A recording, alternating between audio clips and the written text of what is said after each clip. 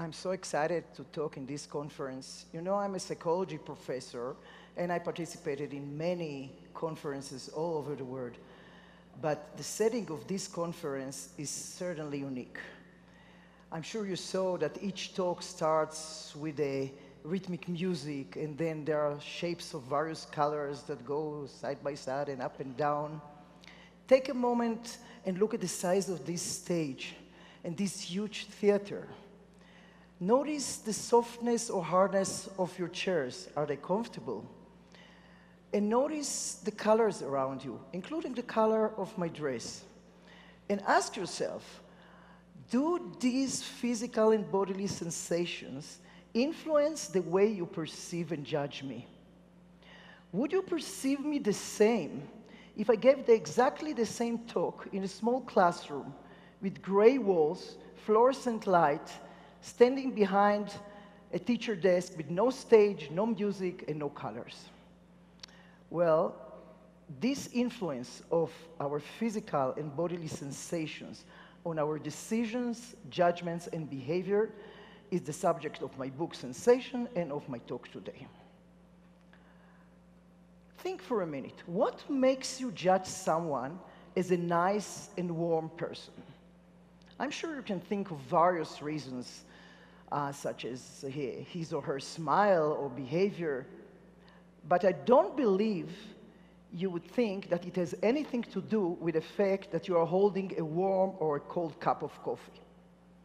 Well, in an experiment conducted at Yale University in 2008, students were invited to participate in a study. Each participant was greeted by a research assistant who asked them to follow her to the elevator that will take them to the lab. The research assistant's hands were full with books, clipboard, and a cup of coffee. In the elevator, she asked each participant to hold her cup of coffee for a minute while she was writing their names. Now, what the participant didn't know is that the experiment started already in the elevator, because to half of them, she handed a warm cup of coffee, and to the other half, an iced cold coffee. And she took it back. Then they came to the laboratory, were given a description of a person, and were asked to judge that person on various characteristics. Some of them related to warm personality, such as nice, generous, and kind.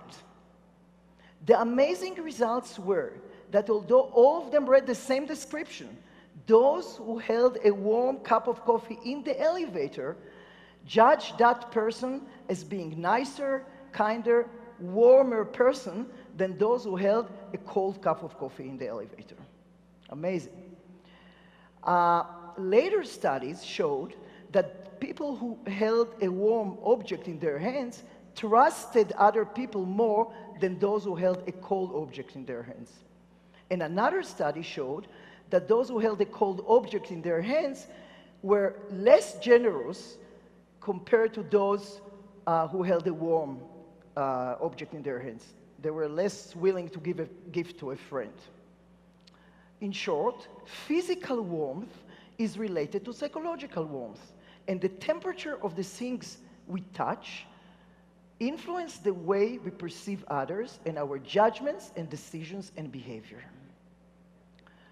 But temperature is not the only thing that influences us. When we touch something, we sense its texture, whether it's soft or hard, rough or smooth. Well, studies showed that, for instance, that people who sat on a soft chair were softer negotiators. They changed their initial offer more often than those who sat on a hard chair.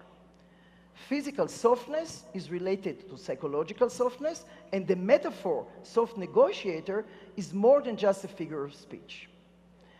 These findings have direct implications for our personal and business interactions. Suppose you want to have a serious talk with your parents, telling them that you decided to study something they don't approve. Philosophy, they would say, what's wrong with studying business? Or you want to have a serious talk with your children, with your friend, coworkers, or significant other, asking her or him to pay more attention to you. You want that the person you're talking to will trust you and will be warm and generous. Or if you're involved in business negotiations, whether you're negotiating a rent or merging two big companies, you want the person you're negotiating with to trust you, to be generous, and to be a soft rather than a hard negotiator. Well, make sure that that person you're negotiating with sits on a soft and not on a hard chair, and make sure to serve that person a warm cup of tea or coffee, never a cold beer or Coke. So these are the things that influence temperature and texture. But what about physical weight? We use metaphors that associate actually physical weight with importance. Her opinion carries a lot of weight. I have a heavy decision, so I associate physical weight with importance. Well, apparently, these metaphors are more than just a way to enrich our language. In a study, two groups of people were given the exact same resume of a job candidate. The only difference was that one group read that resume on a heavy clipboard and the other one on a light clipboard. Those who read the same resume on a heavy clipboard rated that person as more qualified for the job than those who read the same resume on a light clipboard. Remember these findings next time you send out your resume. Although we use email very often to send documents, they can still be printed out by those who need to read them. And if you do send it by regular mail, make sure to print it on a thick paper or enclose it in a heavy folder. Surprisingly, this may just get you the age that can make all the difference. So remember that. But there are other things that influence us. For example, colors. And let's focus on the color red. Red is associated with many things. But one of them is sexual attraction that you have heard now so much about. If apple was red, Valentine's cards are red, and many, many other things. But red is also associated with danger, stop signs, etc. It's danger. Red is also associated in many species with male's dominance.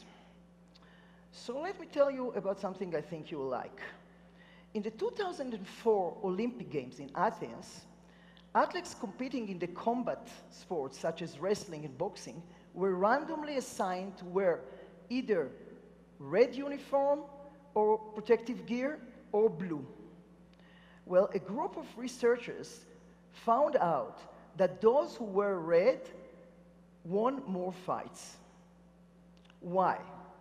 There can be various reasons for that, and various explanations. It could be that the person who was wearing blue and was fighting against an opponent wearing red, that increased his level of anxiety and affected his performance. It could also be that those who wore red, because red is associated with male dominance, felt more aggressive and stronger, and that affected their behavior and they performed better. It could also be that red affected the referee's judgment.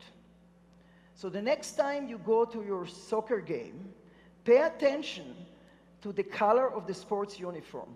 It may have more influence than you would think. But red is also, I told you, associated with sexual attraction. And in one study, there were many experiments in one study, three groups of men were shown the same exact photo of a woman. The only difference was that one photo was against a red background and the other two against another color. That's the only difference, the color of the background.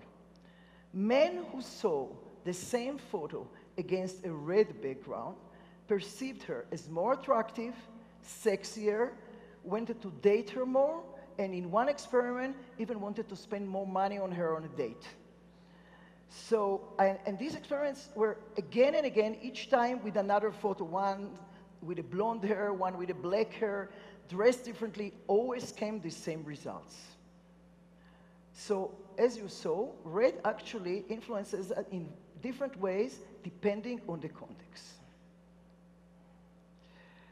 I've shown you really only few examples, and there are many more relating to smell and to taste, but all these examples show how amazingly, under our radar, without noticing it, without our awareness, we are constantly influenced by the physical and bodily sensations that we experience all the time. When we walk in the street, we are constantly exposed to the lights and noises and smells and colors, but we are also sense the softness of the blanket and the taste and the texture and the smell of the strawberry we eat and the temperature of the cup of coffee we are holding. We smell the flowers, we sense the softness or the hardness of the chairs, and so on and so on. Many studies show that all these seemingly irrelevant stimuli influence our judgments, behavior, and decisions. This is called embodied cognition. And what is meant is that our bodies and mind work together, and that our mind cannot be separated from our bodies.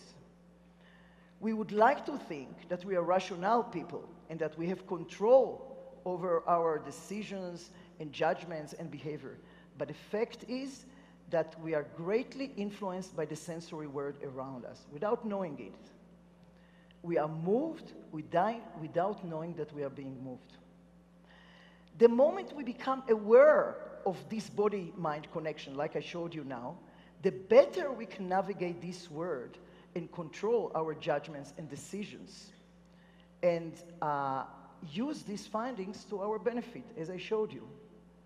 So the next time you make an important decision on judgments, such as asking somebody for a date, or hiring somebody, or deciding or agreeing on a certain price, ask yourself if it had anything to do with the chair you were sitting on, the beverage you were holding in your hand, or the color of the shirt of the person in front of you. And when this conference is over and you return home, I wish each one of you a soft landing, a warm homecoming, and forever a light heart. Thank you. Muy bien, bravo.